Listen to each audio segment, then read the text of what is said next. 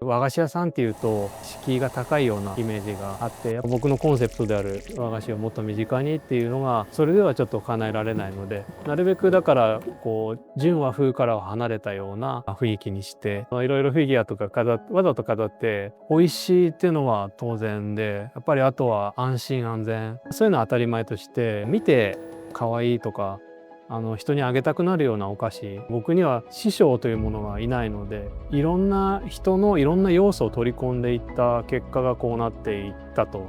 高校の時はちょっと満研とかに入ってたので、可愛いっていうのはどうしたら可愛くなるかとか、その色使いとかはそこの経験が生きてるかなと思います。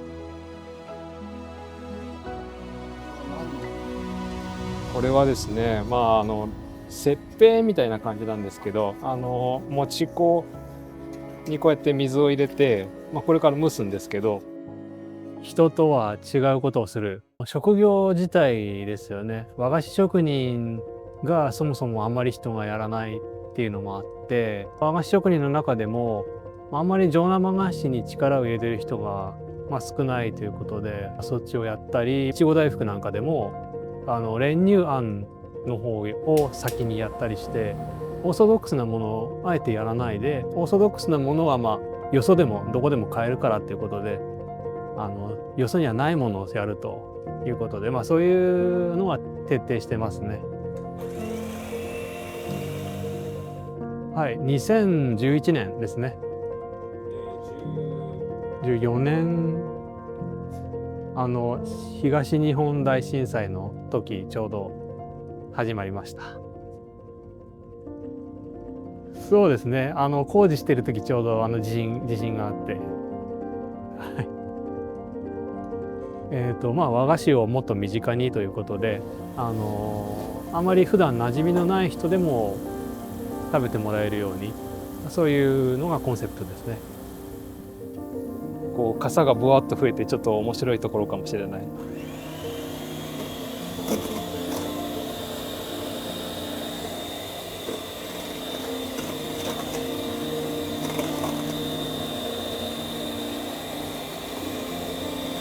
まずこの職業を選んだのはテレビとかでその和菓子職人の特集をやっていて、何かこうサムエみたいのを着てこうヘラで作業しているっていう姿がすごくかっこよく見えて、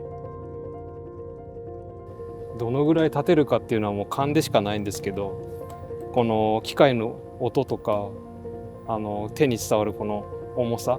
とかでやっぱり見て判断しなきゃいけないっていう。まず高校を卒業してからお菓子の専門学校に2年行って、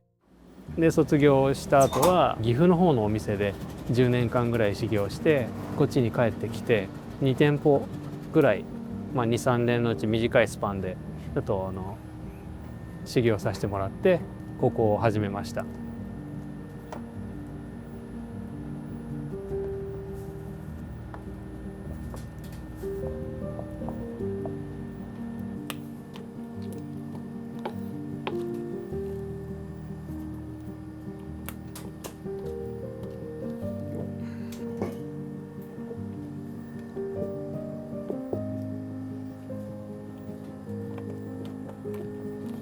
これしっかり泡立てておくと、こうやってこねても気泡はだんだんあんまり潰れていかないんですよね。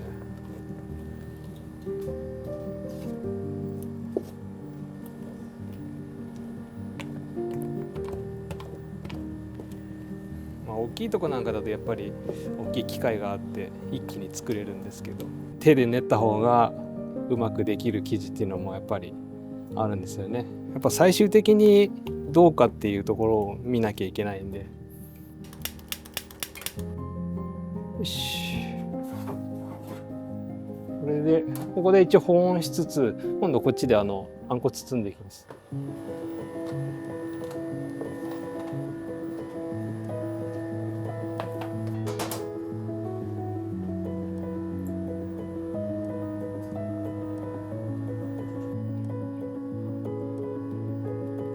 生地もこうだいぶぽよんぽよんした生地っていうかね、卵白があんだけ泡立て入ると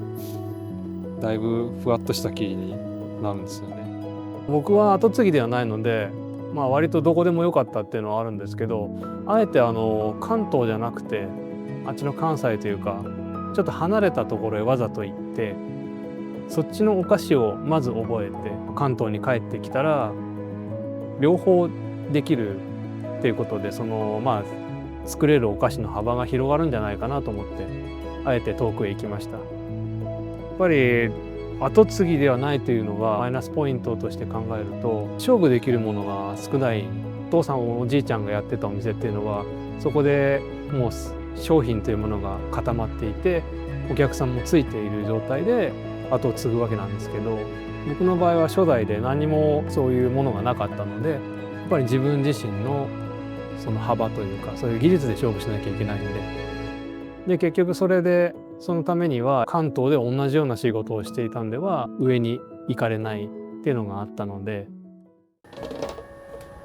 最初の頃は作るだけはできたんですけど、経営というかそういうのがやっぱり素人だったので認知度を上げるっていうことがよく分からなくて、そういうとこはちょっと苦労しましたね。最初は一定数やっぱり新しいお店だからっていうことで興味を持って来てくれる人がある程度はついてくれて、でもそこからがちょっとやっぱり伸びなくて、同じ町内でも自分の歩く道って大体同じなんですよね。家帰る道って一本外れるともう全然知らないとかっていうのがあったので、その辺は難しかったっていうか、高校の時はちょっと満研とかに入ってたので、やっぱりちょっと可愛いっていうのはどうしたら可愛くなるかとか、その色使いとかは割とそこでもそこの経験が生きてるかなと思います。でやっぱり和菓子屋さんっていうと格式高い敷居が高いようなイメージがあって、やっぱりその僕のコンセプトであるもっと身近に和菓子をもっと身近にっていうのがそれではちょっと叶えられないので、なるべくだから純和風からは離れたような中間的な雰囲気にして入りやすいようにしてやってますね。いろいろフィギュアとかわざと飾ってちっちゃい子でも入ってきたりとかして子供が結構見て楽しんでるので、そういうのでも和菓子屋さんということ自体に慣れてもらえてるのかなとは思います。やっぱり川崎マイスターというのの認定を受けたことで割と自分自身としてもそれにふさわしい仕事をしようっていうのは少しありましたし、それによって周りからの目もやっぱりマイスターだからっていうことで来てくれるお客さんもいるので、そういうところでちょっと変わったかなとは思います。あんまりお客さんの言うことを聞きすぎないこれはないですかあれはないですかっていうのが結構やっぱり言われるんですけど、その度に合わせて作るんじゃなくて、うちはこれが美味しいからこれを食べてねっていうこっちも必要みたいな、言われるばかりじゃなくてこっちからのアピールも必要なので、やっぱり種類多すぎると手が回らないですし、一個一個の精度っていうのもやっぱどうしても落ちてきちゃうので、なるべくその自分のこだわりの持つお菓子を出してそれを受け入れてもらうっていう、昨日は美味しかったけど今日はちょっとみたいなのはやっちゃうとやっぱお客さんも信用してくれなくなっちゃうので、その辺は気を使ってやってますね。言葉で言うと型があるから型破り、型がなければそれは型なしっていう言葉があって、基本があるからこそ型破りなこともできるっていうのが、うちの場合は特にそのオリジナルのわざと人のやらないことをやるっていうのが自分のポリシーなので、やっぱり基本をまず大事にっていうのをやってますね。やっぱり人と違うことをするですよね。将来的に例えばお店を大きくするとか支店を出すとかっていうのは考えてなくて、自分が作ったものがすぐ目の前で並んでいるっていう状況が一番理想的なので、あんまりこっから大きく変化させたいっていうのはないんですけど、今の子どもたちがやっぱり大きくなった時に結婚してどんどん子供生まれてっていう世代が変わっていった時に、やっぱり和菓子の文化がどんどん廃れていっちゃうとちょっと寂しい、文化的にもちょっと寂しいなっていうのがあるので、そういう情報というか習慣は広めていきたいなとは思ってます。教室やってみたりとか、例えばちっちゃいことですけど、節分のちょっと前の時期は豆まきの豆をちょっと子どもたちに配ってあげたりとか、そういうさりげない活動をして、やっぱりそういう文化を絶やさないようにしていきたいと思います。